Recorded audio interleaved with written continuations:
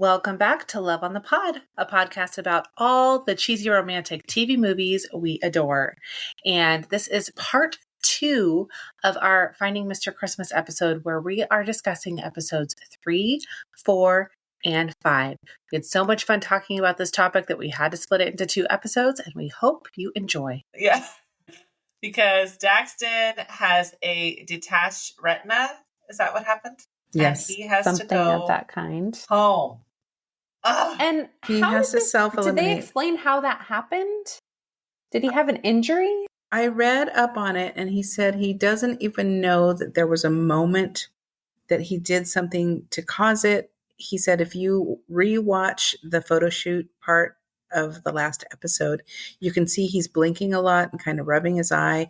He thought he had something in his eye, so he doesn't know if by maybe it was starting and he rubbed his eye and then it caused it to detach completely.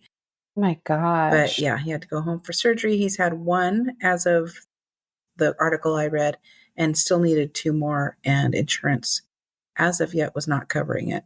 2 more surgeries? Yeah. Oh my word. Yeah. Poor guy. So, Yeah, this absolutely broke my heart because I truly thought he could take the whole thing. I did too. I mean, his star quality was phenomenal. He did a great job in every challenge, and I really thought he was going to win the whole thing. So that was really heartbreaking for him to go home. And I think probably for a lot of the guys too, not only because he was their friend, but also because they knew he was their biggest competitor. And now it's like, this is just from my perspective, but thinking that he probably would have won the whole thing. Now it's like, is the winner really the winner? I don't know. Right. Yeah. Right. Yeah. Well, and then we see Gage, and he finally admits that he's been too cocky and too confident, and maybe he should scale it back a little bit. But then he finds out Daxton's going home, and he's like, not going to lie, though, a part of my competition just left. Like, come on, buddy, quit while you're ahead. I thought you were going to scale it back. I thought you were redeeming yourself. Although it's also started to like, like you. What order did he say that in? I don't know. Yeah. True.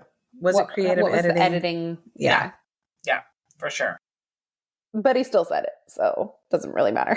So we have a festive face-off, which includes tangled Christmas lights of 80 pounds of wound-up Christmas lights. Oh my gosh, this was a hard challenge. It was a hard challenge, yeah.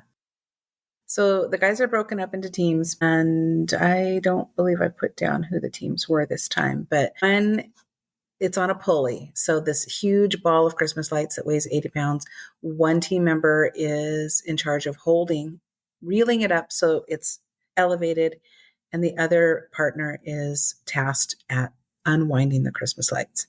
While now they the had other to have guy's had like a sweating it out. cement block in the middle. Some like Because giant ball. there's no way.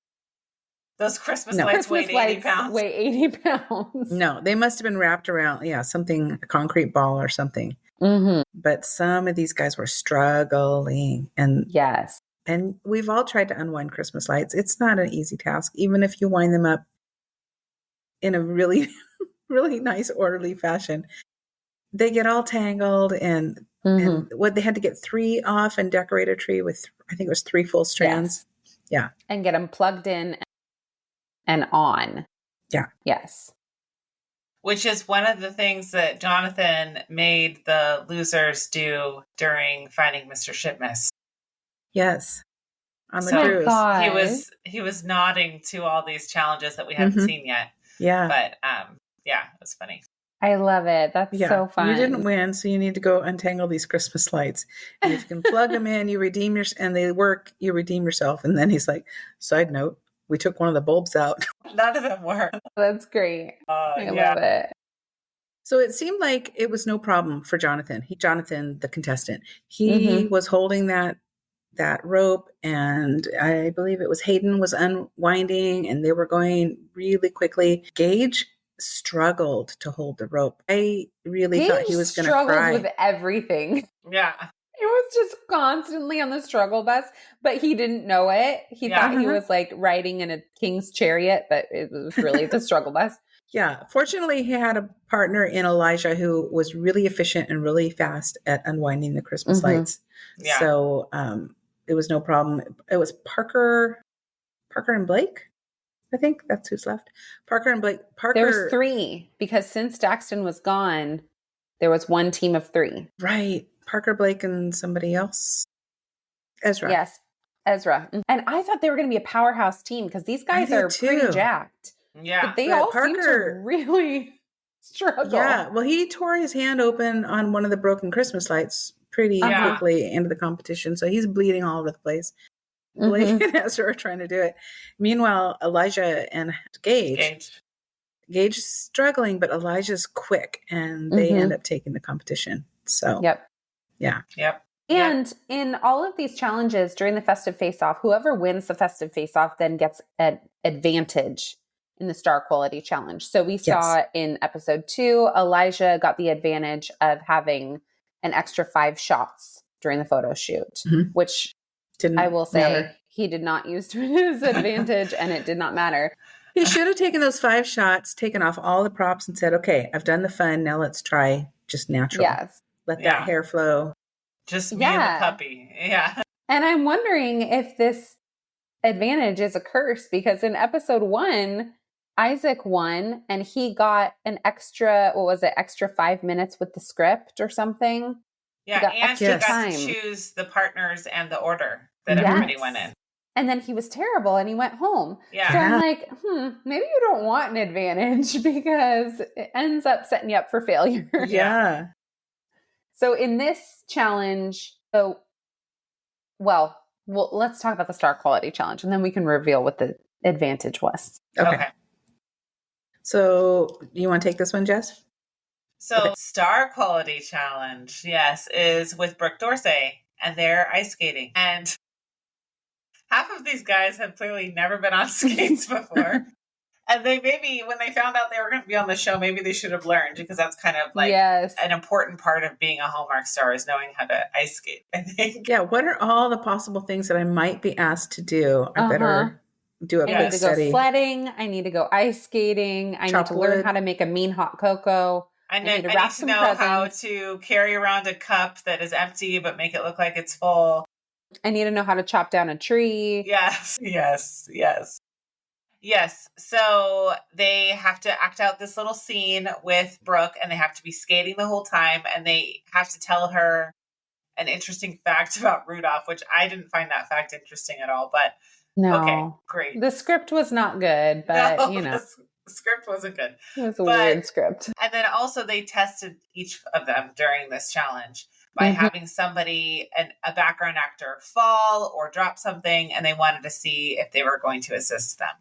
And we're not going to be shocked by the person who did not help. Assist them.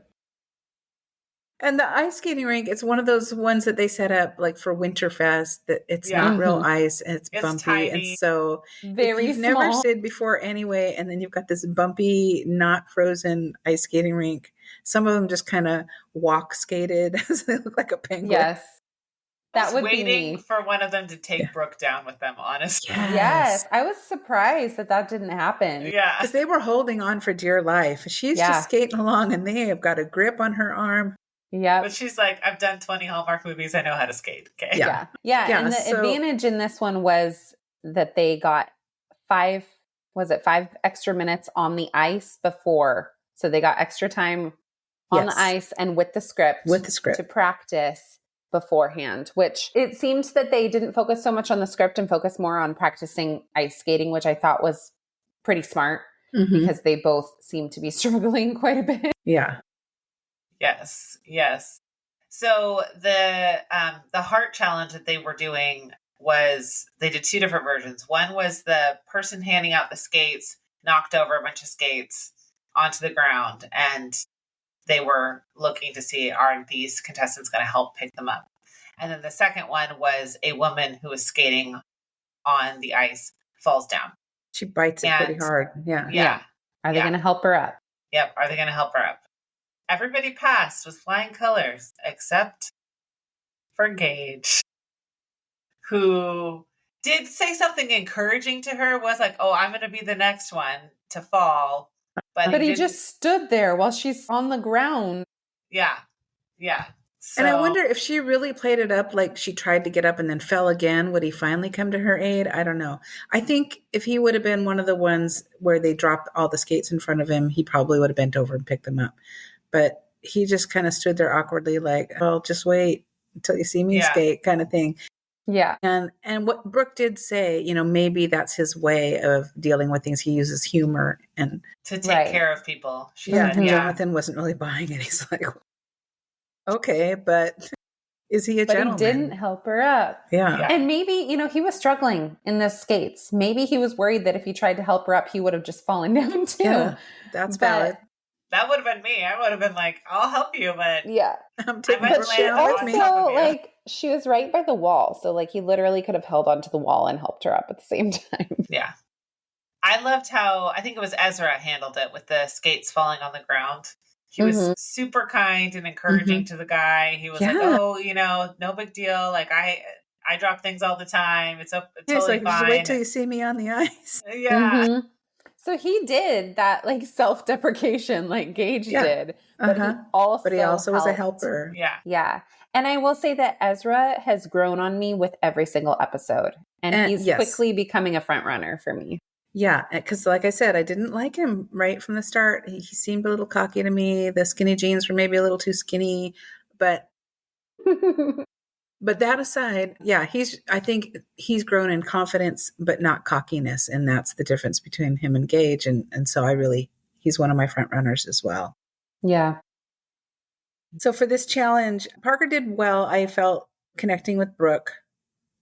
He passed the falling skater challenge, as we said. Everybody did except for Gage. Hayden knew where to find his camera, even hesitating until he looped around again so that his face was facing the camera, which was smart. So even though I don't believe he has really any acting experience, he's picking up on these things that he needs to do very quickly. Yeah. He offered Brooke his coat because it had started to sprinkle at that time to cover her hair, her glorious, beautiful golden hair, which I thought was very sweet. So he had a little bonus gentleman thing going on. Jonathan struggled to find the camera. I think he was focused on skating and delivering his lines. And again, he forgot that I'm on camera and I need to be looking for it. So, yeah, Jonathan, so far in the star quality challenges, has not impressed me. He seems like he needs maybe an acting coach. He seems like he could be good, but he needs help. He needs some coaching. He needs some training. Very handsome, beautiful smile. Yeah, but he's just not finding it naturally. He needs to learn, I think. So I'm not sure how far he's going to go. And I feel like they must, like you mentioned earlier, they must have given them some kind of coaching on finding your camera, because during this challenge, Hayden is, purposely holding his line until he gets around to the camera. And he's not an actor. So they must have done at least a little bit of coaching with them of hey, make sure your back's onto the camera. Right. And who's going to follow, who's going to listen to these tips? Yeah. And who's going to forget them immediately? Yeah. And sometimes when you're nervous, all those tips go right out the window and you forget everything. You're just trying to stay up on your skates. So Blake it's stumbled really easy on his for me lines a little bit, but he kept rolling with it once again. Always. Yeah, it's really easy for me to sit here and judge all of them. But I know if it were me, I would never have even thought about that. Oh, I got to find my camera. I can't just do the activity. I have to find my camera. I have to do this, that, and the other thing. So it's hard. It's really hard. Yeah, because the professional actor knows, but they're not going to lead so strongly. They want to see what you can do. So they're going to play off of you, but you have to be the one to find the camera, know your angles, deliver your lines, which Elijah did great. He knew where to look. He knew where to pause. He knew his lines. He engaged and connected with Brooke really well, which she mentioned as well, that there was really some good connection there. So he's obviously a natural actor, and he's learning how to scale it down and make it smaller for the screen rather than the stage. Yeah. Yeah, for sure. Yeah, it's cool to see that consistent improvement in some of these guys. You see them really learning and growing, which is cool. And taking that feedback that they're getting from Jonathan and Melissa and applying it to the next challenge I think that's really cool. Yeah. Yep, I agree. So then it's time for another elimination. Finally. Dun, dun, dun. I wonder who it is. The shining star was Elijah, of course. As we mentioned, he did an excellent job in the acting challenge and the gentleman challenge. But Gage, once again, thought he nailed it. Even saying, and again, we don't know what order these things were filmed, but he even was like, I just nailed that scene. These other guys just don't have the acting chops that I do. Who told you that? They don't. They don't have the acting chops that you do because you can't act. They're better. Yeah. They have better chops. Yeah. So when Jonathan gets up and says this was not only an acting challenge, but we had an additional challenge, and then he starts talking about, whether it was the dropped skates or the skater fell down, Gage's face was like, oh man, I did feel a little bad for him in that moment because you can tell, the color is draining from his face, and he realizes, especially when Jonathan said, there's only one person who did not pass. And he's like, oh, dang He's it. like, if only I could go back and help her up. Yeah. Yeah. Yeah. So, I mean, honestly, like how often does that happen where you're in a situation and then hindsight's 2020, right? Like later you're thinking about it and you're like, I should have done this or I should have said that. Yeah. So, I mean, it happens. It's not like he completely ignored her or didn't acknowledge her at all. He just didn't go that extra mile that they were looking for them to go. Yeah. Yep, for sure. Absolutely. So goodbye, Gage. Bye, Gage. See you later. And on to episode 4, which was called Mr. Talent. And this is the one with the obstacle course. This is the one with the obstacle course. This was fun. Yep. Sure This is the one that I'm thinking, okay, how many of these things can we do at family reunion? Because it was fun. So the festive face-off in episode 4 is an obstacle course, and it includes chopping down a Christmas tree. It includes crawling under a maze of Christmas lights with the tree. You have to keep the tree with you. That would Carry be hard. the tree the whole way. Yes. Well, first they had to get their But saw. these weren't puny trees. They were very light. Except for Hayden's. He picked the biggest trunk. The smallest guy picks the biggest tree. Yeah. First they had to get their saw out of a block of ice. And that started the competition. Yeah. Yes. And then they got to chop it down. Yeah, then they cut down their tree with this tiny little dinky saw, and I'm surprised nobody cut their finger off. I mean, that's the same kind of saw they give you at the Christmas tree lot. Oh, is it? Mm-hmm. I've never gotten a real tree, so I don't know. But your only task at the Christmas tree lot is to chop down that tree. You're not then throwing it over your shoulder and pulling a heavy sleigh and running through tangled Christmas lights. You have to drag it back up to the register, and that's about it. You have one job. Yeah. Yeah, so then they're pulling this giant sleigh, and Blake is really struggling. Because he's got cowboy boots on with no tread in the snow. Uh-huh. Yeah. He's slipping all over the place. Yep. And finally he sees that Parker has done this. He's wearing the same shoes. So he has turned around and is using his heels to dig into the ground. Very smart. And he starts doing that. Yeah. So then they have to go dig through this pile of snow to find a tree topper. Snow. It's not real snow. Yeah. It's fake. It's like fake snow. Yeah. And which one inhaled it? Was that Ezra? Parker. Inhaled the fake snow. It's flying everywhere, and he breathes in, and this plasticky snow goes up his nose. It's going to be really bad for you. Yeah. That can't be good. Yeah. Meanwhile, poor Hayden, he's still trying to saw down his tree. Everybody is miles ahead. And Jonathan. Yeah. They're struggling. Yeah. They're not going to get out of this one. The competition's almost over, and they're still trying to cut their trees down. What point do you say, okay, this tree is too big, I'm going to move on to this skinny little Let me switch tree. Yeah. And or just saw a branch off and then run with it. Melissa and Jonathan have headsets on. They're running around annoying everybody with their narration of the event. Like sports commentators. Melissa's trying to talk to Hayden. He's completely ignoring her. He's in the zone with his saw. Yeah, that was And funny. so we get to the end, and you have to plant your tree in a tree stand and put the topper on. And Ezra takes the challenge. He sure does. Yep. And Hayden and Jonathan never really get out of the They gate. never get their trees. Hayden never got his tree cut down, I don't think. He was like, I don't even think I got halfway through that. I think Jonathan finally got his down. Yeah, I think he did. Yeah. I don't think, Hayden did not finish that portion. Because Elijah said he just sawed it a little bit and then was able to break it in half. Yeah. Hayden's was not going to be doing that. No, it was way too thick. Yeah. So then we move on to the Star Quality Challenge. And who wants to talk about that? I can. Yeah, talent show. This challenge was the talent show, which was so much fun to watch. Every contestant had to come up with their talent and perform that talent in front of a live audience. And as a special bonus surprise, as soon as they were finished, or they thought they were finished, they walk off stage and directly into a live interview with E! News host Kelty Knight, which they have not prepared for at all. They're completely caught off guard, and they have to sit with this E! News host and have a productive interview with her. And some of the guys did really, really well with this, and some of the guys really, really sucked. It was entertaining to watch. I'm trying to remember though, what was the festive face-off advantage in this one? Ezra got to choose the order of the talent show, the order of the contestants. Chose the order of the, and he got extra. He got to redo his interview. Yes.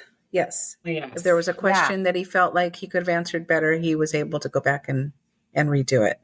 He got a second chance. Worked for him. He needed that. Yeah. He needed it. Yep.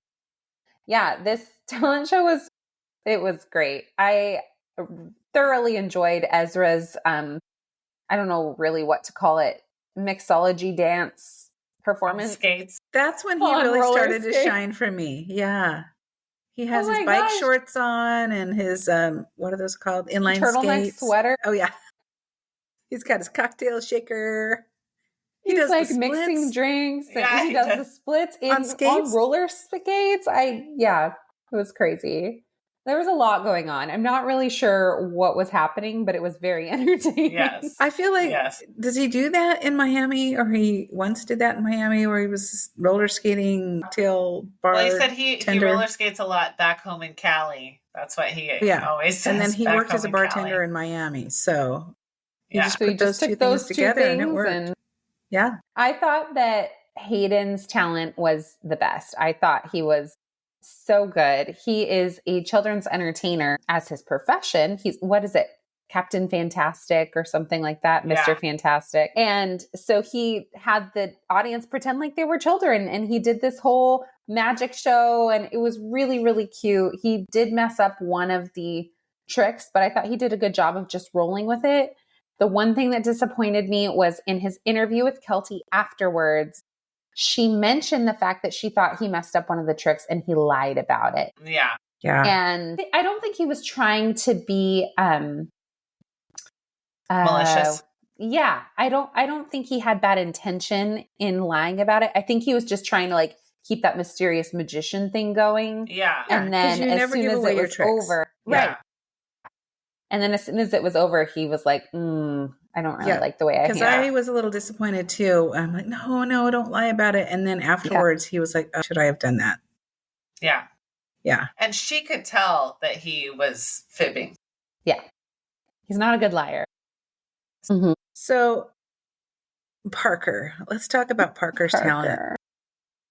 Okay, I will say that folding a fitted sheet is a challenge. Yes, it is difficult. It is. But he doesn't know how to do it. No. He dropped it. He didn't do it right. No. And he really struggled, and he wasn't facing the audience. He didn't make it entertaining. He literally just stood up there and struggled to fold a sheet. No. This could have been great. It's a good skill to know how to do. Does it translate on the stage? No. I would have rather seen him go up there and do blue steel model poses than doing. It's just boring. The sheet folding. It was and good. then like he leaned. Okay, I really liked how much he adores his wife. I loved like how he acknowledged that. I loved the world's greatest husband t-shirt. And I really liked how he gave her so much credit in his interview. I thought that was very sweet. And I really like to see that in Hollywood where celebrities acknowledge their significant others. Kelty was saying after the interview, and she was talking to Jonathan and Melissa, she was saying how she wished he hadn't talked about his wife as much because when you are a leading man, you need to lean into the fantasy. And that bothered me. I did not like that because he is married and he should feel free to talk about his wife. And yes, he should have talked about other things too. Yeah. But I don't like the idea of keeping your personal life so private that people think you're single. Like that really bothered me. I did not like how she said that. No, I did not like that either. That really bumped me. I was just thinking, like, when I watch Hallmark movies, it is not because I want to fantasize about dating the lead man. No. I just want the lead girl to end up with the lead guy and everyone to live happily ever after. Yeah. It's Is it joyful. nice if the leading man is attractive and if he's also a good actor? Yes, that's nice. But it's not, I'm not like, he's so hot, I wish I could date him. Like, no. What? And obviously they're attractive and we can appreciate a good looking man or woman. But there are some fans that it's like, if you're pretending like you don't have a wife, they're going to think they have a chance with you. Here's my number. Here's my hotel key or whatever. And I think to be a proud husband, a proud father, that's a good thing. That's not something that should be swept under the rug. Yes, he should have elaborated and talked about more of his interests or whatever. But I know my battery's running low. That's why I plugged in. I did plug in. Sorry, I'm battling with my computer. You know what? You have to turn on the power switch. But yeah, I agree. I felt like Kelty was a little harsh with her assessment of that. Yeah, I was not a fan. That bummed me out. Or Kelty. Did I say Kelsey? Kelty. Yeah. Yes. Yep. Kelty. But she sure did seem to really like Blake. Oh, yes. She loved her some Blake. Yes. Yeah. She did. Yeah. I think she wanted his number. And he probably would have obliged. She's married. Yeah, she is married. See, and I didn't know she was married. And that feels creepy to me. And you wouldn't know because she was so flirtatious with all these guys. And that's the other thing. I was like, no, I don't like what you're doing here. I don't like how you're being like, you can have fun with these guys without being quite so flirtatious. You can be playful. There's a difference between playful and coming on to somebody. Yeah. Well, yeah. And when Blake walked off, she was like, "Oh, I'm getting hot," and I was like, "What would your husband think?" I cannot imagine talking to a man or talking about a man in that way. Like, that's so disrespectful to my husband. I don't understand. It's so interesting because you take that and you juxtapose it with when Ashley Williams was talking about kissing Andrew Walker. And it was not threatening or weird at all. Obviously, it's part of her job, but she was talking about how he's the best kisser she's ever had. And as a leading man. Not better than her husband. Yeah, not better than her husband. Yeah, no. And her husband was sitting in the room and it didn't feel awkward or creepy or weird. But this felt like, okay. It was icky. I didn't like it. And she's not a Hallmark person. She's from E! News, right? So E! News is a very different machine than Hallmark. But I guess, having E! News on the show is good publicity for the show. Sure. For sure. Yeah. So, yeah. Did you guys have a favorite talent from this talent show? Let's see. I really enjoyed Ezra's. I thought it was fun. Jonathan jumping over stuff, underwhelming. And plus he missed his mark so many times. Poor guy. Maybe that's why he didn't make it on the Olympic team. He was trying to jump over stuff and it was just like, Hayden was so encouraging though. Do it again, man. Do it again. Yeah. Try again. I'm like, at what point is he going to crash and burn and hurt himself? Yeah, it was not very full of... I thought Blake's two-step dancing was very sweet. He brought the old, you think he's going to bring some hot honey from the audience and he brings a woman who's probably, I don't know, mid-60s. Yeah. And dances with her. It was very sweet. It wasn't over the top wow, I'm so impressed by this talent, but it was a very sweet moment.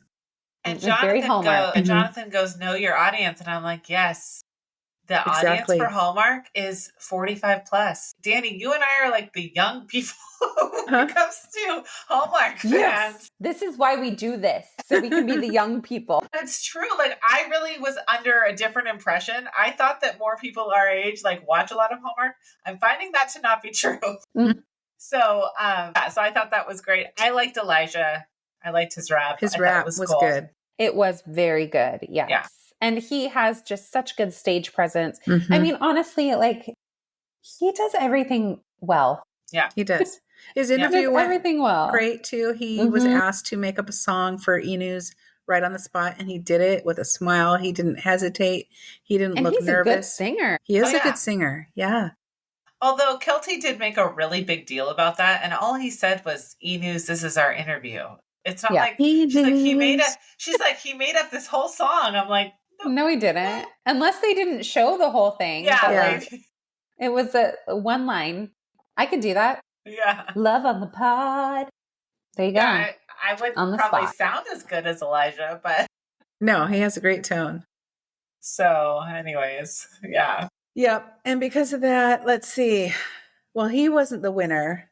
The shining star for this challenge was Ezra, right? I don't remember. I didn't write it down, so I don't know. I think, yeah, I put that down, but now I'm questioning myself. No, I think you're right. I think it was Ezra because he was in the bottom 2 the week before. Yes. And then he really redeemed himself and won the challenge. Yeah, so he and Elijah were the top 2 in this one, but Ezra Mhm. took the win. Yeah. And then we have a cliffhanger. Yes, because they're sending Parker home.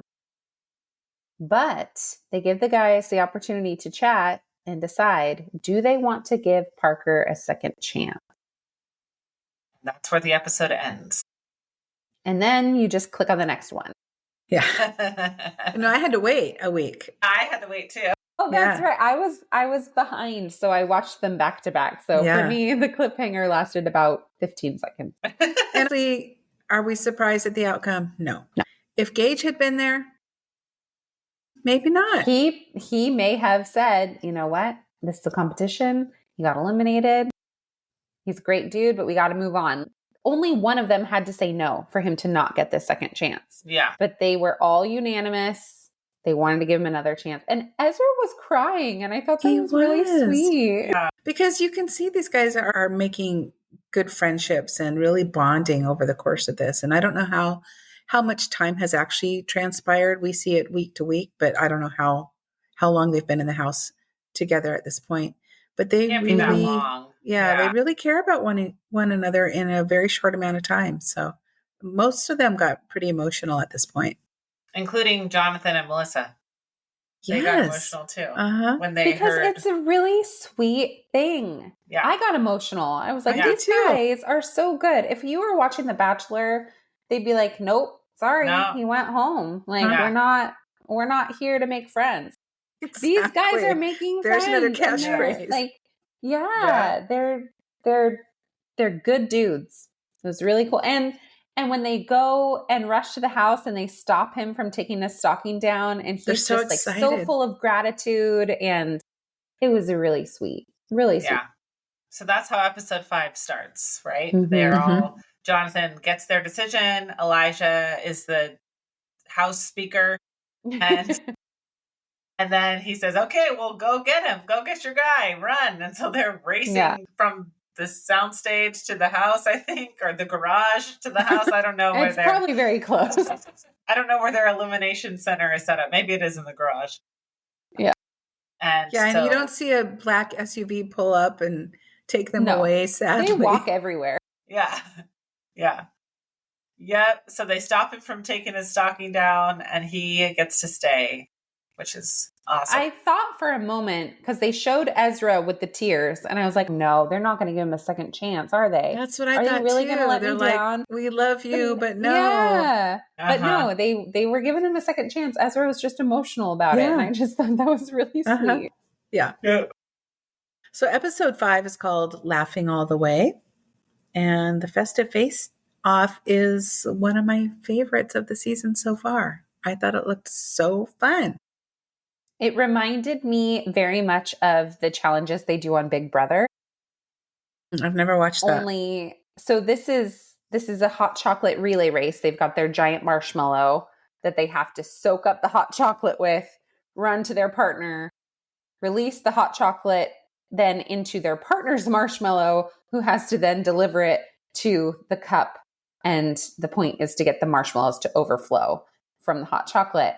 Now, they had these hot chocolate cups filled pretty close to the top, so they didn't have to do much. If it were Big Brother, they would have been empty, and they would have been doing this literally Days. like all night. Yeah. Yes. Hours and hours all night long. But, you know, they were being nice to them and filled it most of the way for them. Yeah. But yeah, this was a fun one to watch. They even gave them a chance to get changed first too, so they didn't ruin their nice clothes. Yeah. It looked like something you'd see on field day. Just so fun with these giant marshmallow sponges. And the concept was, okay, you get it from one sponge to the next, and then the next sponge, you squeeze it into this giant cup of cocoa with marshmallows floating on top, marshmallows, I guess.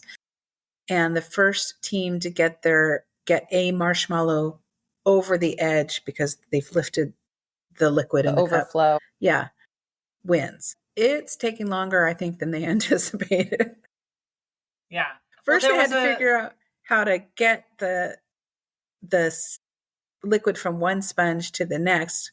And they were just like squeezing it over the top. And then they realized, oh, if I squeeze in on this second marshmallow, then it will expand and absorb the liquid. And then once they figured that out. Yeah. But it was taking a while. There's a specific strategy that they had to utilize for this. Yeah. And some of them caught on to that strategy faster than others. So our teams were Elijah with Ezra, Jonathan with Parker, and Hayden with Blake. Which is crazy to me that we're down to only 6 guys now. Yeah. It's happening so fast. Is the challenge that I commented on Jonathan Bennett's post, and he commented back. He did. What did he say? Yes, he said with 4 S's. You got extra S's? I got extra S's. Jonathan I said Bennett. This would be a great challenge for a family Christmas in July. Yeah. And I agree. So now we're famous. Where did we find those giant marshmallows, guys? Yeah. Well, call your bestie, Jonathan Bennett. Yes. Find out. I noticed when I was looking up the cast for this show, they have Entertainment Weekly professional photos of each guy, and they have these big inflatable candy canes that are reminiscent, or I believe they are the same as the candy canes that are in Santa Tell Me. Santa Tell Me. Yes. I was like, I've seen those candy canes before. Huh?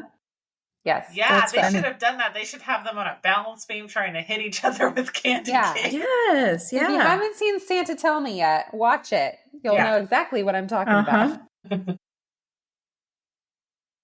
There's another challenge for our family reunion. Yeah. Balance beam candy cane. I'm sure you can get all that stuff on Amazon. Oh, yeah, for sure. What is it called? When the horses go and you've got the big long sticks, that knights Polo do. Oh, jousting? No. Jousting. You do candy cane, inflatable candy cane jousting. Yes. Do you have hobby horses? I was going to say, you have to have a hobby horse then. How do you knock someone off a hobby horse? I don't know. A hobby reindeer. I don't know. You're also standing on a teeter-totter. There you go. So the winner of that challenge was Hayden and Blake, and they worked really well together. And then that takes us to the Star Quality Challenge, which is improv with none other than BJ Britt and Melissa Peterman. Oh my gosh. You can just tell this is going to be a fun one. Yes. This was my favorite episode to watch. I laughed so hard, laughing out loud so hard. Oh, it was hilarious. Absolutely hilarious. I loved when BJ first entered and he hugs every single guy. And it was so sweet. I loved it. Yeah. And they showed every single one too. They didn't cut it out. They showed all of them. And I posted about some of our merch on our Instagram page. And if you haven't checked it out yet, check it out. We have some holiday merch, some cruise merch, mugs, t-shirts, whatnot. And we have a Hallmark hunk t-shirt in the shape of a Christmas tree, which I love. I might get one for myself. Anyway, I posted it and tagged all the Hallmark hunks that are on the tee, and BJ Britt reposted it on his story, which was awesome. Look at us. So look at this. So make sure you're checking out the east side. Yeah. Yeah. We're just rubbing elbows with the Hallmark hunks. Yeah. Thank you, social media. Yeah. You know, I'm just realizing that my deer foam slippers, they're sparkly. What? I mean, okay. That's great. fun. Awesome. I don't have deer foams, but my slippers have smiley faces on them. Oh, that's cute. Nice. Well, so I watched this episode with my daughter who is obsessed with Agents of S.H.I.E.L.D. So she was really excited when BJ Britt came on because he played Agent Triplet in Agents of S.H.I.E.L.D. for a few seasons, and he was one of her favorite he's characters. so handsome. So handsome. So just such good charisma. Very, very fun to watch. And truly seems like just a good dude. Like he was really encouraging and kind and freaking hilarious. Oh my gosh, so funny. Challenge. So the guys are given different quirky character traits and they're put on teams. And Blake, he whenever a bell rings, he has to shout ho ho ho, which was another one that they did on the cruise at some point. Somebody had to, what was BJ Britt had to be Santa. Yeah. But he had to keep it on the down low. Yes. And then Hayden is a holiday candle maker who challenges people to a thumb war when the phone rings, which was hilarious. And I wondered if Jonathan and Melissa came up with these quirky traits on their own or what, but they were funny. Team 2 is fun. Parker, a toy store owner who clucks like a chicken when a bell rings. And Elijah, the tree farm owner who sports finger guns and says pow pow when the phone rings. Team 3 is Jonathan. He's a choir director who flexes his muscles when a bell rings. And Ezra, a tree farm owner who screams, "I'm back, baby," whenever the phone rings. So improv, as you know, it's all made up as you go along. And the key to improv is playing off of that, which unfortunately... keeping the story going. Keeping it moving forward, which unfortunately some struggled with and some did not, particularly Blake and Hayden. Oh my gosh, they were hilarious. So funny. They were so funny. And the thumb wars. The thumb war between BJ Britt and Hayden was the highlight of the entire episode. My gosh, so funny. They're both just screaming. So funny. The thumb war with himself at the end. As he just can't help himself. He's got to have a thumb war. Involuntary, you can't stop. Oh my gosh, so good. So when I think of improv, I always think of one of my favorite movies, Just Go With It, because Bailey Madison's character, she's like 10 in that movie. She's educating everybody on improv because a big part of the story is a lie, a giant lie. And so she says, when you're ad-libbing or improving, you can't say no. Right? You have to say yes. You have to keep, you got to agree with the other person. And in the movie, they also yell die if the person says no, but they didn't do that. But you could really see, for the people who said yes and kept moving forward, it was great. For the people who funnier and funnier. Yeah. For the people who interrupted the story or disagreed with what Melissa said or whatever, it was just dead air. And it was terrible. Jonathan. It's like, whose line is it? That show, Whose Line Is It Anyway? You have to keep it moving forward. And the more outlandish and over the top, the better, because that makes great comedy. And Jonathan, because Melissa said, he's supposed to be a choir director. Yeah. And Melissa was like, you wouldn't let me be in your choir. And he should have said something like, that's because you have a terrible voice, or you're always late, or whatever. And instead he said, you're welcome to my choir anytime. And then she's like, okay, well, that just dropped the story. Now what do I say? You got to keep it going. You liar. You know who did this really well, though, was Elijah. Because he's talking about his Christmas tree farm, right? And then BJ Britt just suddenly goes, do the thing. And he just randomly starts this weird Christmas tree dance, and he gets them doing it with him. Yeah. And then the bells go off and he goes, pow, pow, and it goes along with the dance. So from then on, he just incorporates it into, oh my gosh, it was so funny. Good. Yeah. He's doing this chopping the Christmas tree dance with the finger guns and pow, pow. And it elevated the story. It kept it going. And it was physical comedy is genius. And that's what Yeah. they all needed to do. You can't say, oh, that's not what happened. You have to be like, well, yeah, that's what happened. And I'd do it again because you suck or whatever. It's funny. Yeah, totally agree. And Parker, you know, he's on a second chance, right? Yes. So you would think that he would be like, I've really got to nail this. Like, think about every single tip that he's gotten, every single tip that has been given to any of the other contestants there, like all of the things that I need to nail to prove that I belong here, that this second chance wasn't for nothing. And he just didn't deliver. That he was supposed to cluck like a chicken whenever the phone rang. And every time he did it, he turned his back to the camera. Yeah. So you couldn't see him at all. And it was like he forgot there was a camera there completely. Yeah. It was disappointing. I really wanted to see him have a little redemption tour, but he just didn't. No. Yeah. And the thing with improv is you can't take yourself too seriously. And it's almost like he turned away from the camera because he was, I don't know, he was afraid to get right in there and be, and really be over the top. So that was disappointing, but you know, it is what it is. Yeah. So the shining star in this competition was Elijah. Yes. Yeah, he did great.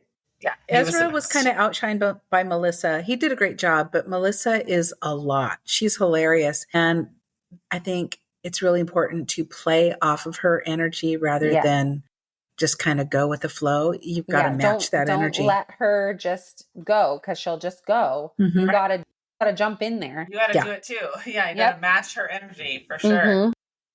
Yep. And that's what BJ was doing. Because I don't know that they've worked together before, but he was jumping in there and making sure that he was moving the story forward, but also, you know, being equally as entertaining and funny and big as Melissa was. Right. Yeah. Exactly. Yeah, because beyond these quirky character traits, that's all you're given, really. Your candle maker or whatever the backstory is, you've got this trait. Now go. Make up a story. Use it. Make it funny and play off of your counterparts. Yep, for sure. Yeah. So it was fun.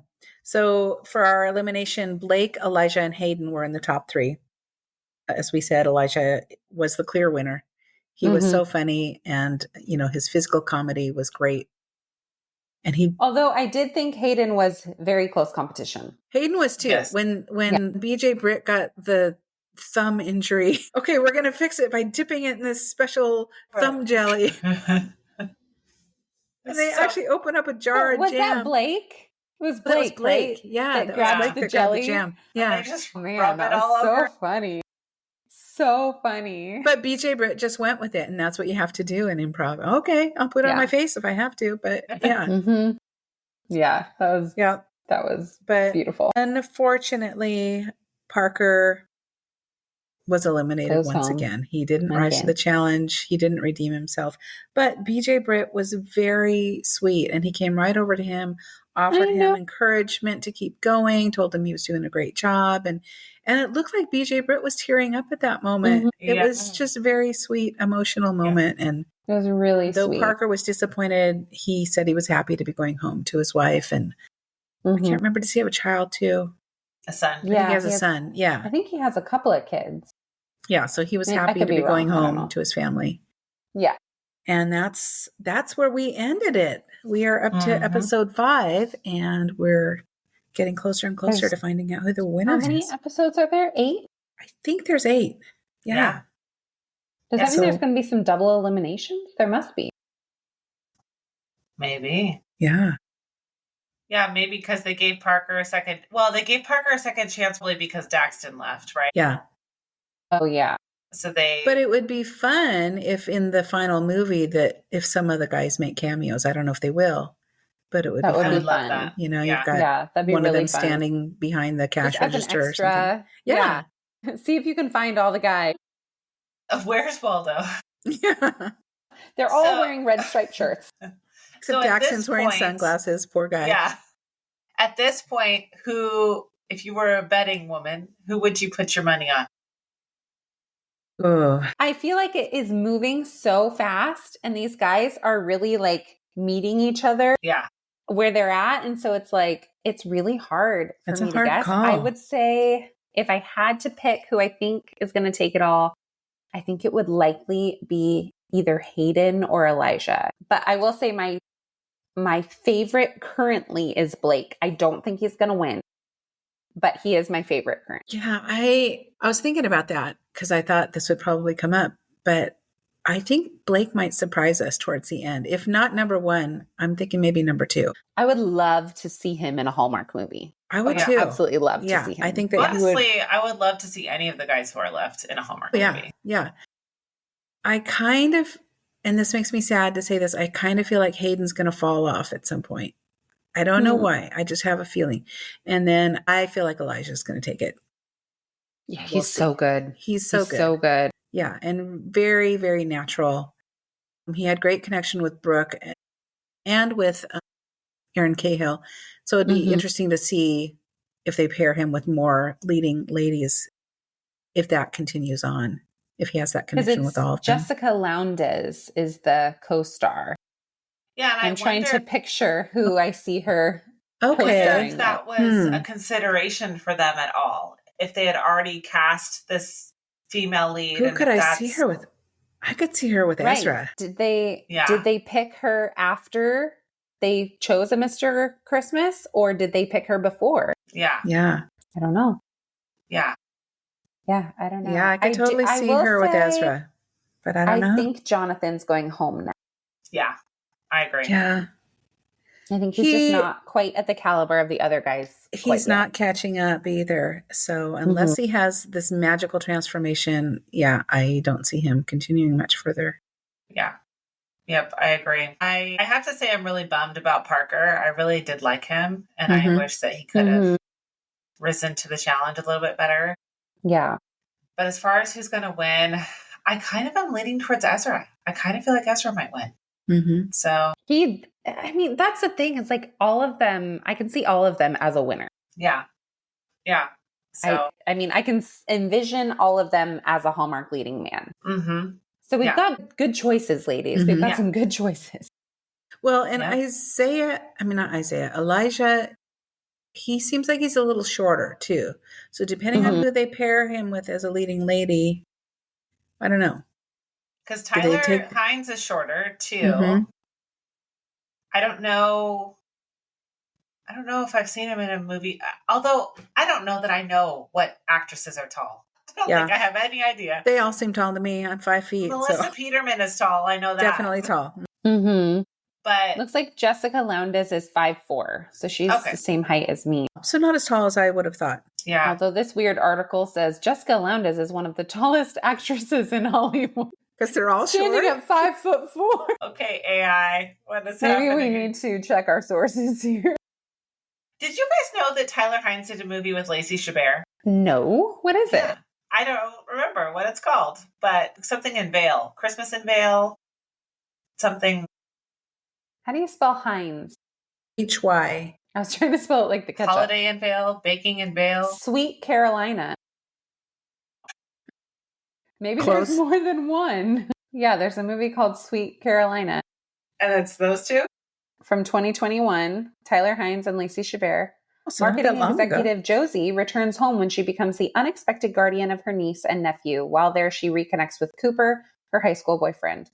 That sounds just like, what was that movie with Alexa and Carlos Penavega? Oh, yeah. Mr. Manhattan. Mr. Manhattan. It sounds just like that. Sweet Carolina. Winter in Vale is the one that I am thinking of.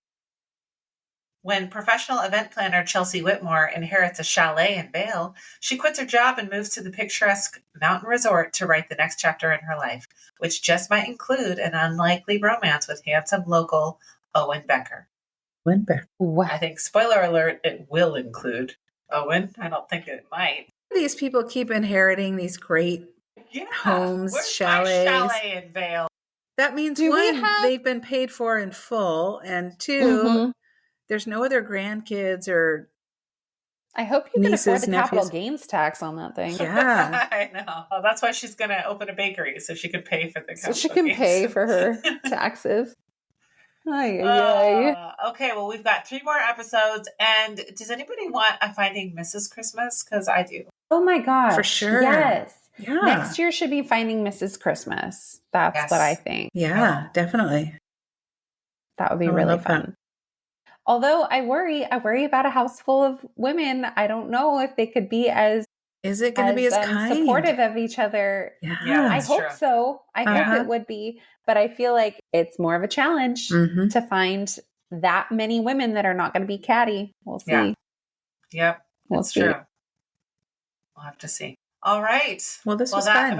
This was fun. This wraps up this episode. And then we have decided we'll record another one after the season is over and the new movie has been released. We'll do a wrap up of those last 3 episodes and the movie.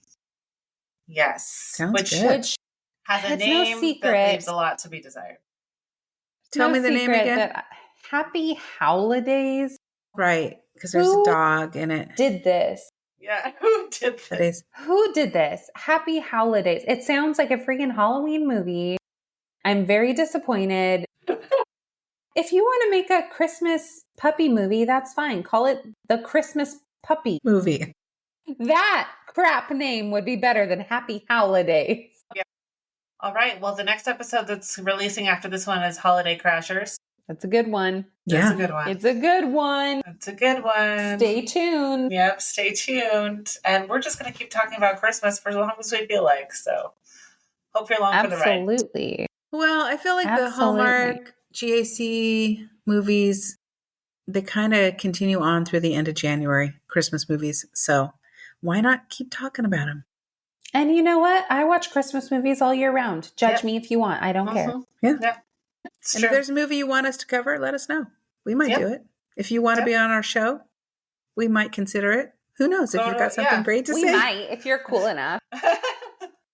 Speaking of Mean Girls. Not just anybody can get on our show. But yes, you can. You can sit with us. Come on over. Yeah, if you are a fan, or if you are an actor, actress, or any other person involved in a movie, and you in a TV movie, not other kinds of movies, although we might want to talk to you too. But you can go to our website, loveonthepod.com, scroll all the way to the bottom, and there is a button for you to click that says apply to be on our show. Just fill out that quick form, and we will get back to you within 5 to 7 business weeks. Or when we remember to check. If you follow us on Instagram, you may have seen the video I posted about Christmas in the Spotlight that was on Lifetime. It still is on Lifetime. I'm sure you can still watch it. And it is loosely based on Taylor and Travis, on their relationship. And I enjoyed that movie. I thought it was good. Yeah, I'm going to give it a watch. I recorded it. Lifetime is not, in my opinion, their movies are not at the Hallmark level. They're not quite there. But this was not overly raunchy. There wasn't a bunch of innuendo in it, which is what you can expect in Lifetime movies typically. And yeah, I think it could have been placed literally in any holiday around the year. It didn't have to be Christmas, but I thought it was cute. And speaking of Lifetime movies, if you just going to give one more plug, if you have not watched Deadly Yoga Retreat, one of Jonathan Bennett's finest works, go watch it. You think I'm joking? To watch it. Maybe I'll do that today. I'm going to do that today. Deadly Yoga Retreat. Spend the $3 to rent it on Prime and watch it because it is worth your time. And maybe we'll talk about it on an episode in the future. Yeah, I need to watch it. I still have not watched that one. Don't watch it with your kids, though. Do not. I certainly will not. I am not typically a spooky movie girl, but with Jonathan Bennett playing a creepy role, I just can't pass that up. I need to know. I just have visions of Aaron Samuels running around a yoga retreat, hacking away at people. Well, and the lead female, or the female lead is our favorite, Danielle C. Ryan. Oh, so, Lord help us. Okay. So I'm from my Greek romance, Greek recipe for romance. Yes. Is her wardrobe any better in this movie? Or well, it's just yoga pants. Oh, thank God. Tops the whole time. No more green Bermuda shorts and vests for her. No, darn it. Jonathan's crazy eyes are worth the $3 just in and of themselves. So you'll know what I mean when you watch it.